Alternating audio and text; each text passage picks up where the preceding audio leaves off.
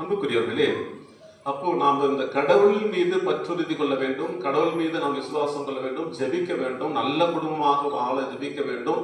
குறிப்பாக அந்த மணமக்கள் நலமாக இருப்பதற்கு நாம் பெற்றோர்களாகி உறவுக்காரர்களாகி நாம் ஜெபிக்க வேண்டும் என்று சொல்லி ஒன்று கொண்டிருக்கிறோம்.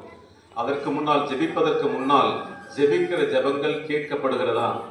ஒவ்வொரு நாளும் கோயிலில் போய் உட்காந்து ஜெபிக்கிறாங்க. வேளாங்கண்ணிக்கு போறேன், அல்சூர் போறேன், சோகத்தூர் போறேன் அப்படின்னு சொல்லி நிறைய இடத்துக்கு போகிற நாம் உண்மையிலேயே அந்த ஜெபம், நான் எழுப்புகிற ஜெபத்திற்கு பலன் உண்டா? அது உண்மையிலே கேட்கப்படுகிறதா? இல்லை சும்மா நம்ம கோயிலுக்கு போயிட்டு வரோமா? இல்லை திருச்சபை நம்ம சும்மாவே அழைக்கிறதா? ஜெபிக்க வாருங்கன்னு சொல்லி ஒன்று கூட்டத்திற்காக அழைக்கிறதா என்கிற கேள்வி எழுப்பி சிந்திக்கிற போது அன்புக்குரியவர்களே, அப்பொழுதுதான் நமக்கு பதில் தருகிறார்கள். யார்?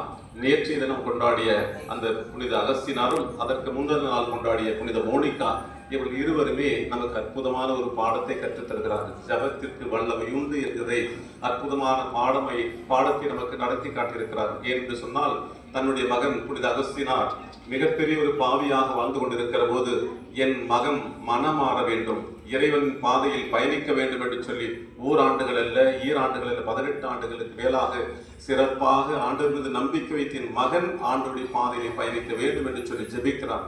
அந்த ஜெபம் கேட்கப்பட்டது சாதாரணமாக அல்ல.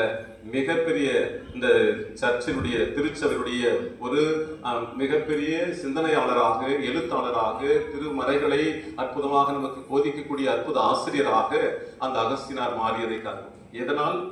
அந்த தாயினுடைய ஜெபத்தினால், தன் மகன் மாற வேண்டும் என்று சொல்லி அந்த ஜெபத்தினால், ஒரே ஒரு ஜெபத்தினால் புனிதனானவர் மோனிகா.